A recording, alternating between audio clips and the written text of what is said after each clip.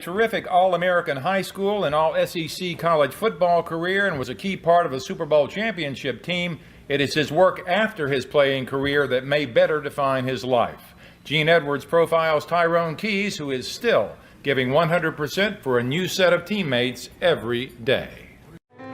Never could have made it without you. Tyrone Keys has helped send more than 1,000 kids to college as founder and executive director of All Sports Community Service in Tampa, a scholarship and mentoring nonprofit organization. Though the stakes are radically different from his playing days, every day is still game day for Tyrone Keys. I get up every morning. I pretend that I got a game. I pretend do the same thing that we did when Mike Dicker called us up right before each game. We got together and said the Lord's Prayer. I do that, and I head out to the schools. Dad worked for FHA, and though Mom taught at Murrah, Keys became an All-American lineman at arch-rival Callaway. The Chargers winning 22 straight home games and a Big 8 title with one of JPS's earliest integrated championship teams. Tyrone still credits Chargers assistant Odell Jenkins as one of his earliest mentors. The Bear called him at home. Notre Dame, too. But Keys wanted to be part of something bigger in Starkville. I'll never forget on recruitment day, Johnny Cooks called me, Glenn Collins, we decided that we were going to go to Mississippi State together. We talked to Willie Jackson, and all of us got on the phone talking to one another. Marty McDowell called, and we were saying we're going to go up there and we're going to do something special. The telephone group hug finally paid off in the team's Sun Bowl season of 1980. I'm Pat Summerall, and this, of course, is Tom Brookshire. We're at the Sun Bowl, an event that we perhaps love to cover more than any other. What a day this is. Even for El Paso, this is outstanding. It's about 70 degrees, a slight breeze, and both clubs are really queued up and teed up, ready to go. And it's a good one. Tyrone Keys, he's the big fella. Wing fakes. Ball is not loose. Mississippi State comes up with it. Tyrone Keys. I don't know what to tell you about that. Quinn fakes. Keys puts the pressure on, and Tyrone Keys has the sack of Jeff Quinn. He beat the block of Mandelko, the offensive right tackle. Number 98, Tyrone Keys. He can physically change the play because he can come right over and through people. And there he is. 6'7". State won 4 of its first 5 before getting spanked at home by USN.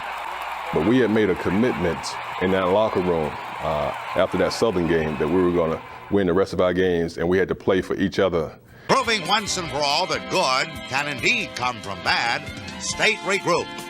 The Southern Mississippi loss had occurred on October 11. On October 12th, the Bulldogs made a commitment. They declared a new 5-game season. They decided right then and there to win all 5 of those games. The fact that Miami, Auburn, Alabama, LSU, and Ole Miss were those 5 opponents didn't matter. Miami, a nationally ranked team that would go on to win the Peach Bowl, was first on the list. Jim Kelly, you are on the clock. In the Orange Bowl, the Hurricanes went into the game with what was statistically the nation's 3rd best defense. The Bulldog defense had another day in the sun, too. Johnny Cook scored a touchdown on a pass interception. And the defense demonstrated the first of 3 straight goal line stands that would win 3 consecutive football games. Mississippi State fired the shot heard around the football world. Mississippi State 6, Alabama 3. Mississippi State not only scored more points than Alabama, the Bulldogs beat the Crimson Tide in every facet of football. No less an authority than Paul Bear Bryant called the state victory decisive and strolled to the south end of Mississippi Memorial Stadium to personally tell the Bulldogs that. Emory Ballard, the man who invented the wishbone offense, had designed a defense to shut it down. And the defense did. In a wild Mississippi State dressing room, Millard told newsmen, "We played from the ground up, start to finish, and never once let up. This is a great bunch here who decided they wanted to be something better than average. I'm proud for them, and I'm proud for everybody who loves Mississippi State." Dual record at State with 10 sacks in 1980, 26 for his career. The Jets drafted the 3-time second-team All-SEC pick in the 5th round, but he got a better deal with the CFL's British Columbia Lions. 2 seasons and 20 wins later, the Bears traded for Keys, who spent the 83, 84, and 85 seasons in Chicago, where fellow Mississippian Walter Payton took him under his wing. Well, definitely, when I went there, I never forget meeting Walter Payton, and of course I grew up watching Walter Payton, and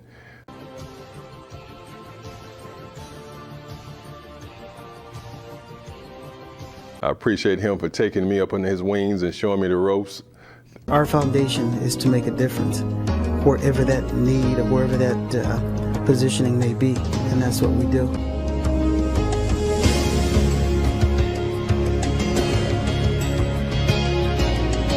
Walter's dedication to helping kids is evident even when it comes to the simplest of tasks. I'd like to get into a situation when you sign autographs that you interact with that person somehow.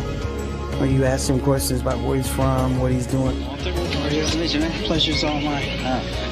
Who's that? That's my son, Simon. Hi, Simon. How are you? Yeah. Did you sign his ball for him? I'm glad to. I have 2 kids, and if they had an opportunity to meet, one of their heroes, I would appreciate it if they, would give the courtesy to be just a little personal. As great as superstar he was a great man. And we're not doing this because we're greedy. The Bears are doing it to feed the needy. We didn't. With Tyrone as a pretend keyboard player in the video and a valuable defensive end on the field, the Bears shuffled all the way to the Super Bowl 20 title following the '85 season. The temperature, winds gusting up to 35 miles an hour. And we'll see as the afternoon progresses what kind of an effect that will have. Butler looking away from Brown to Redden. Floats down at the 5, and Redden brings it out from there to about the 18. Cliff Thrift down to make the tackle. This time is where Buddy Ryan has a new wrinkle, and that is to put Tyrone Keys in on passing down. They have their foot direction. It away by Tyrone Keys. That was part of their package. That was part of the scheme. He's 6'8", and he batted it down.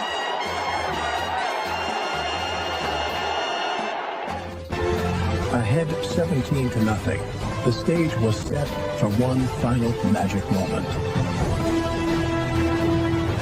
And now the winner that everybody talked about. I wonder if they finally arrived. Maybe they're cheering for the snow. The best thing about that day was the last fumble. 3rd down, 11 yards to go for Dieter Brock and company. Brock back to pass, the rush on. And hammered down. Pick up the ball. Picked up by Wilbur Marshall. Marshall running across the goal. Go. 20. There's all the way. 15 yards. 5, touchdown. And a goal. Oh, man. What a way to end. Oh. Wilbur Marshall has scored for the Chicago Bears. Because today they became the first playoff team in history to record back-to-back shutouts. First it was the Giants, and now it's the Rams. I can still see it in slow motion when Wilbur Marshall picks up the ball. The Fridge is leading him down the field, and we all are just running with him. Fridge ain't losing no ground now. He's right with him. You can't write a script for this, just the way it all ended. Not to get theatrical, but I mean, how better can you write a script here for crying out loud? And the snow starts coming down, and the fans went absolutely crazy.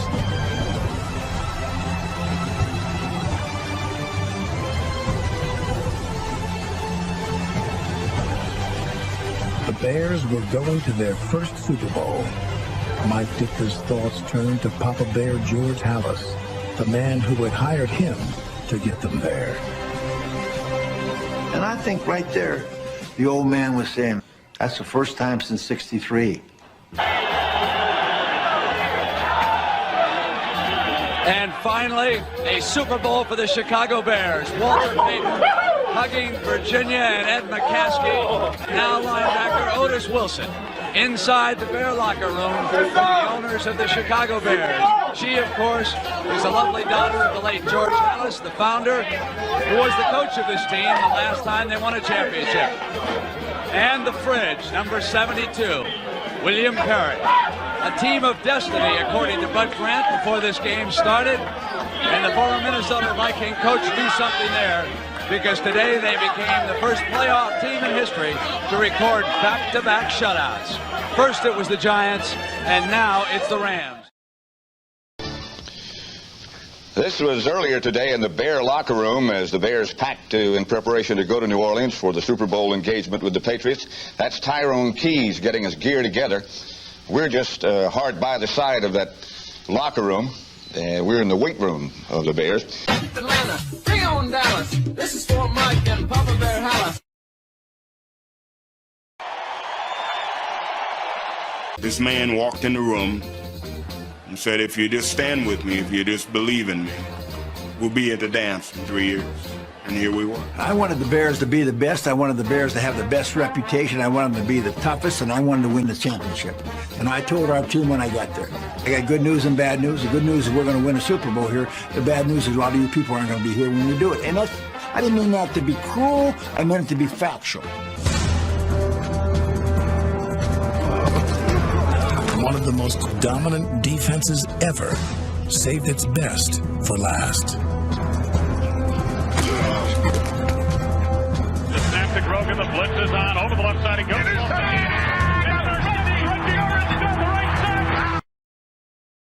We just took it at them, and we played Bear football today. You know, they tried to come out and do some things and intimidate us, but I think they learned that nobody intimidates the Chicago Bears. You don't talk about the spread, but you beat it by 3 times at least with the 46-10 victory. Well, the thing that Buddy Ryan had expressed to us all week long, that they were exactly the same team that we played the second game of the year. We just let them do all the talking all week long, and we knew we had a good game plan, and we came out and performed real well. Mention first that a lot of people have said to me this week, or this year, isn't it too bad your dad wasn't here to see this? Well, I think he's been with us the whole season, and I think he's here with us now, and he'll be with us always.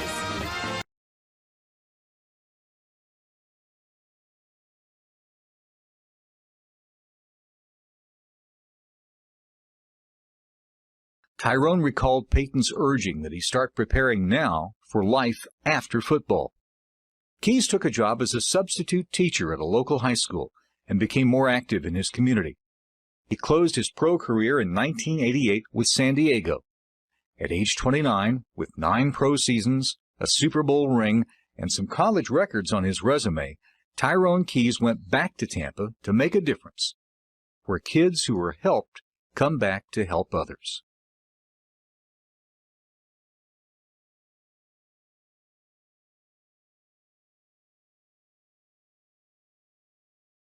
In the me-first world of professional sports, most players won't extend a hand to help up a teammate, much less go out of their way for someone they don't know. Well, here's another feel-good story about a former NFL lineman, Tyrone Keys, who knows all about that life. But unlike many of his teammates, he knew that wasn't the way to go. Ever since he hung up his cleats, he's been doing all he can to give back to those who need it most. In 1993, while subbing at Lato High School, he was asked to mentor football standout Albert Perry. The experience would prove to be life-changing. So many of these kids are faced with these challenges of growing up in environments where they have this dream, but there's nobody living close by them who can help them achieve that dream. That's when I really became motivated. That's when that extra spark, like in the fourth quarter, when you're down by 7 points and somebody need to make a play. I remember us in the huddle. We started to panic a little bit because if you remember, they hadn't even been across the 50-yard line the whole game. So Billy Jack and Tyrone was kind of like the senior leader of the defense that year, Larry Friday. So guys in the huddle started like, come on, man, we can't let it get away, So, 30 seconds, 30 seconds. And so they were rushing to the line because we was kind of disorganized. And I remember getting up and Tyrone told me, we're going to make a big play, you're going to make a big play. With Keys playing a key role on the game's key play. When I saw Jacobs run my way, I was thinking, he's not coming this way again. Let's take a look at our All-State Good Hands flashback. The last time Alabama lost in the regular season as number 1 was all the way back in 1980. Tied 3-3 late in the fourth quarter. Dana Moore's 22-yard field goal put the Bulldogs up by 3.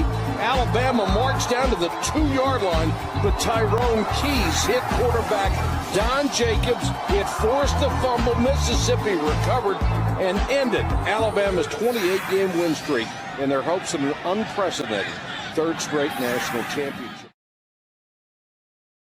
It's an organization that helps students get involved in their community, mentors them through high school, and helps them take the necessary steps to get into college. One of my ultimate goals was to show people that you can parlay the game from the playing field to the game of life. Since he opened the doors in 1993, they've processed over $20 million in scholarships and helped hundreds of students.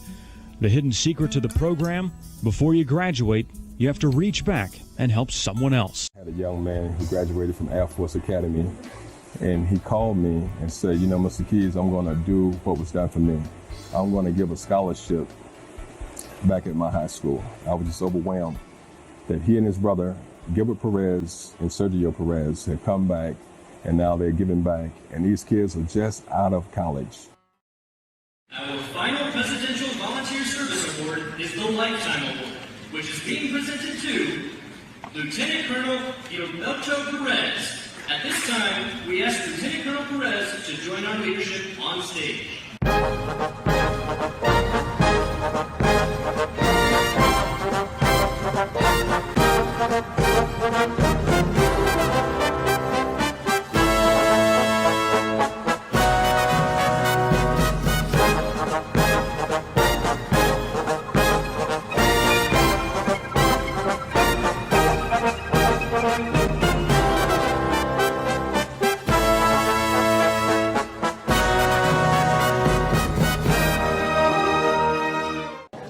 The criteria for this scholarship was for students who excel in academic, sports, and community service.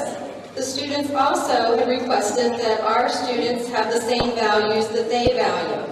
One of those being the United States Air Force Academy value, which is integrity first, service before self, excellence in all we do, and then their mother's saying, life is a balance. One you must strive to be the best you can be, while balancing academics, athletics, spirituality, and extracurricular activities. And I know they had a very hard time making a decision on this. And the two students they chose are Mr. Brian Benson